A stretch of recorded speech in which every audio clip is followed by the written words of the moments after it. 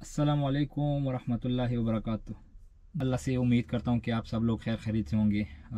आज का जो टॉपिक है उसके बारे में काफ़ी दोस्तों ने मुझे इंस्टाग्राम पे भी मैसेजेस किए पर्सनली और कमेंट्स में भी मुझसे पूछा गया है इसके बारे में।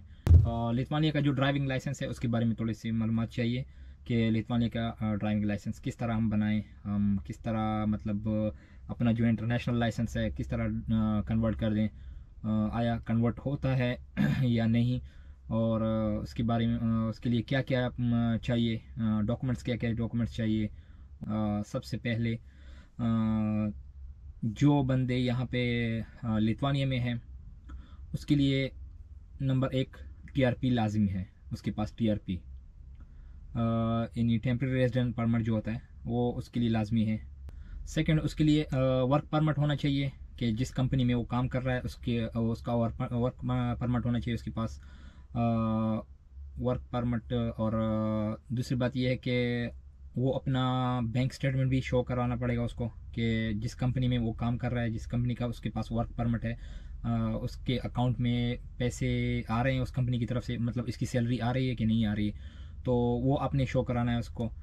तो ये तो हो गया। उसके बाद आपका पासपोर्ट हो गया, आपका ड्राइविंग लाइसेंस हो गया, आपके पास जो अपनी कंट्री का ड्राइविंग लाइसेंस होगा होम कंट्री का, सैलरी स्लिप और उसमें एक आपने प्रिंट आउट करना है ताकि उसको उनको शो करवा दें कि भाई इस कंपनी ने मुझे सैलरी भी आई है मेरे अकाउंट में। उसमें आपको एक सेफ्टी सर्टिफिकेट लेना पड़ेगा, जो कि तकरीबन कुछ घंटों का है, वो इतना मुश्किल नहीं है, इजी होता है तकरीबन, और वो 20 से 40 यूरो तक तकरीबन उसका फ़ीस है।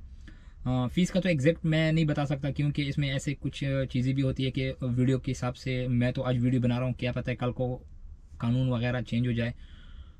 अच्छा तो दोस्तों, ये लाइसेंस के बारे में जो मालूमात मैं दे रहा हूँ ये फ़िलहाल अभी के हिसाब से है, यानी जो इन्फॉर्मेशन मुझे मिली है और मेरे पास जो इन्फॉर्मेशन मैं आप लोगों के साथ शेयर कर रहा हूँ ये आज के इस वीडियो के हिसाब से है, क्योंकि कल को हर कंट्री के कानून वगैरह चेंज हो जाते हैं। तो आप वीडियो के ऊपर मत जाएं कि उस वीडियो में तो आपने तो ये बताया था, ऐसा कुछ नहीं है, क्योंकि कल कुछ पता नहीं चलता है क्या क्या रिक्वायरमेंट्स कल ये लोग मांगते हैं, एक्स्ट्रा मांगेंगे या कुछ कट करके मांगेंगे, तो ये चीज़ें होती है। अच्छा, जब आपने एडमिशन लिए तो उसमें आपने एडमिशन लिए और आपका थ्योरी टेस्ट थ्योरी शुरू हो गई आपकी, तो थ्योरी आपने इंग्लिश में लेनी है क्योंकि यहाँ पे लिथुआनी जो लैंग्वेज है इनकी लैंग्वेज में होगा और रशियन लैंग्वेज में होगा, तो हम लोगों को तो ये लैंग्वेज नहीं आती, तो इससे बेहतर है कि हम लोग या इंग्लिश चूज़ करें या उसके बाद अपनी मतलब अपना कोई ट्रांसलेटर देख लें, तो वो भी यहाँ पे मिल जाता है, ट्रांसलेटर भी मिल जाता है, और उस पर आप अपनी लैंग्वेज पे मतलब हिंदी उर्दू में आप उनसे ट्रांसलेट करके कर सकते हो, थ्योरी वगैरह भी पास कर सकते हो। उसके बाद जब आपका प्रैक्टिकल टेस्ट होगा तो उसमें भी वो लोग सिर्फ और सिर्फ बोलते हैं ना कि वो लोग सिर्फ अपनी ही लैंग्वेज बोलते हैं जो कि हम लोगों को समझ नहीं आती है, उनको इंग्लिश आती है लेकिन ये है कि वो अपनी लैंग्वेज में बात करते हैं आपसे। तो बेहतर यही है कि आप फिर उस टाइम भी प्रैक्टिकल के लिए भी आपने ट्रांसलेटर लेना है, तो उसका फीस होगा, जाहिर बात है, कोई मतलब आपके पास आएगा तो जाहिर बात है वो चार्ज तो करेगा, लेकिन एग्जैक्ट मुझे नहीं पता कि वो कितना फ़ीस वो लेता है, और लेकिन इतना भी ज़्यादा अमाउंट नहीं है, मतलब आपके हिसाब से अंडर है होगा सब कुछ। तो वो आपको ये फ़ायदा है कि अपनी ही लैंग्वेज में आप उनके साथ बात करोगे, जब वो आपको ट्रांसफ़र करेगा वो उनको उनकी लैंग्वेज में बताएगा, फिर वो आपको उर्दू में बताएगा, उर्दू हिंदी में बताएगा या इंग्लिश में, जो लैंग्वेज भी आपने चूज़ की हो उसी लैंग्वेज में आपके साथ वो बात करेगा।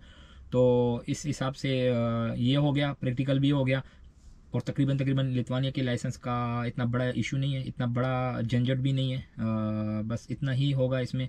अगर कोई प्रॉब्लम वगैरह भी हो तो वो ट्रांसलेटर आपको सब कुछ समझाएगा, क्लासेस होंगी उससे पहले आपने क्लासेस लेनी है, वो सारा जो ट्रांसलेटर होता है वो सारा आपको सब कुछ समझाएगा कि ये करना है। अच्छा, इसके लिए एक मेडिकल सर्टिफिकेट भी चाहिए, उसमें आपने BC+E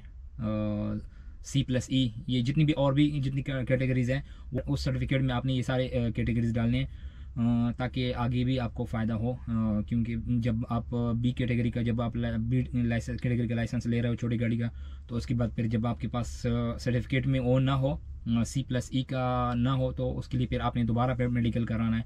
जब आपका सर्टिफिकेट रेडी हो जाए तो उसके बाद फिर आपने रिग्रेटा एक कंपनी है यहाँ पे, कंपनी क्या है यहाँ पे, एक ट्रांसपोर्ट कंपनी है जो कि ट्रांसपोर्टेशन सारा सब कुछ कंट्रोल करती है। तो उसमें आपने एक फॉर्म फिल करना है और वहाँ पे आपने अपॉइंटमेंट लेनी है। अपॉइंटमेंट लेके फिर आपने उसके बाद जो टाइम और जो तारीख वो लोग आपको देंगे, तो उसके बाद फिर आपने रेगुलेटर में जाना है। वहाँ पे ये सारे सब जितनी भी डॉक्यूमेंट्स है आपने वहाँ पे सबमिट करने हैं। और उसके बाद फिर क्लासेस का सिस्टम चालू हो जाता है, यानी आपने थ्योरी देनी है, थ्योरी का टेस्ट देना पड़ता है आपको। थ्योरी के बाद फिर जब आप थ्योरी पास कर दो तो उसके पहले जो सिस्टम था वो ये था कि आपको 185 डेज आपको वेट करना पड़ता था। जब आप लिथुआनिया आ जाते तो आपको वेट करना पड़ता था, क्योंकि आपका वीज़ा जो था वो डी वीज़ा था। तो डी वीज़े के मतलब 6 महीने बाद आपको TRP मिल जाती थी। अब आपको TRP मिल गई तो उसके बाद फिर आप एलिजिबल थे। लेकिन अभी ऐसा नहीं है, अभी रूल्स चेंज हो गए हैं। लिथुआनिया डायरेक्ट TRP इशू करवा रहा है वहाँ से। तो जब आपके पास TRP हो तो आप लाइसेंस के लिए एलिजिबल हो, लेकिन शर्त ये है कि आपकी कंपनी जो कि आपके पास वर्क परमिट हो। लेकिन उसके लिए क्या करना है, आपने ये करना है, एक जो मेन चीज़ जो मैं आपको बता रहा हूँ ये है कि जब आप लिथुआनिया आओगे तो उसके लिए वर्क परमिट आपको तब मिलेगा जब आप काम पे जाओगे।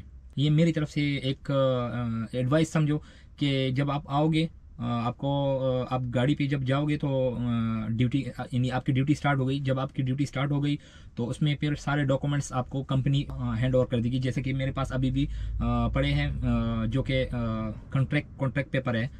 वो कॉन्ट्रैक्ट पेपर लाजमी है। वो कॉन्ट्रैक्ट पेपर कंपनी आपको तब नहीं उस टाइम नहीं देगी जब आप गाड़ी पर ना चढ़ो। तो जब आप तकरीबन मेरा ये मशवरा है कि आप 1 महीना काम करो।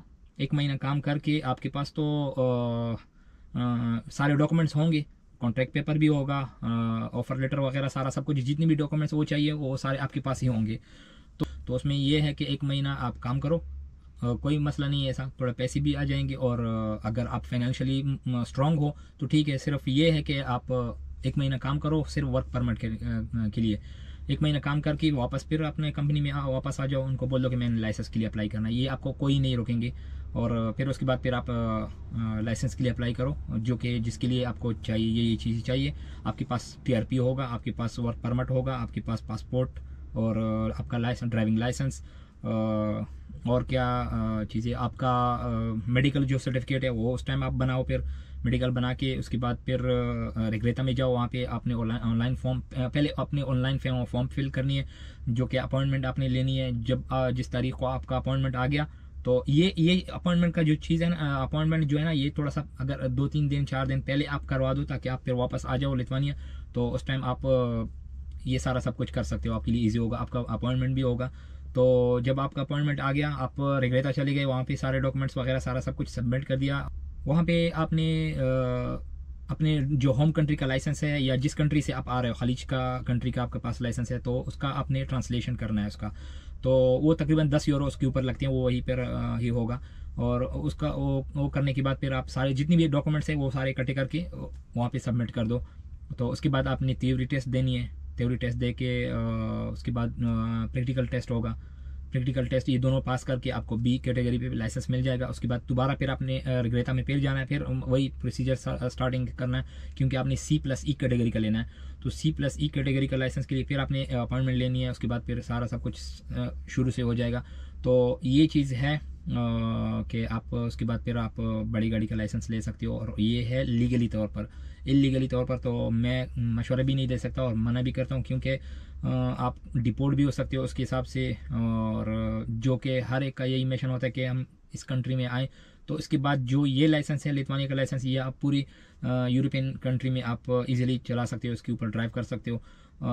और फ़ायदा इसका ये है कि जो ओरिजिनल लाइसेंस है, ये यूरोप का ओरिजिनल लाइसेंस है। इसका फ़ायदा यही है कि कल को अगर आप फ्रांस, स्पेन, इटली, जर्मनी वगैरह इस बड़ी कंट्रियों में आप मूव होना चाहते हो, तो आपके पास तो लाइसेंस है ऑलरेडी, तो ये ईजिली वहाँ पे कन्वर्ट हो जाता है। लेकिन मैं यही मशवरा आप लोगों को दूंगा कि भाई आप लोग लीगली तौर पर काम करो, कोई इलीगल काम मत करो। जितना हम लोग स्मार्ट बनते हैं ना, तो ये हमसे ज़्यादा स्मार्ट है।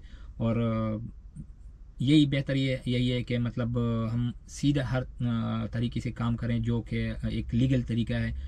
तो जो भी किसी भी भाई को अगर कोई डाउट वगैरह हो तो आप कमेंट्स कर सकते हो।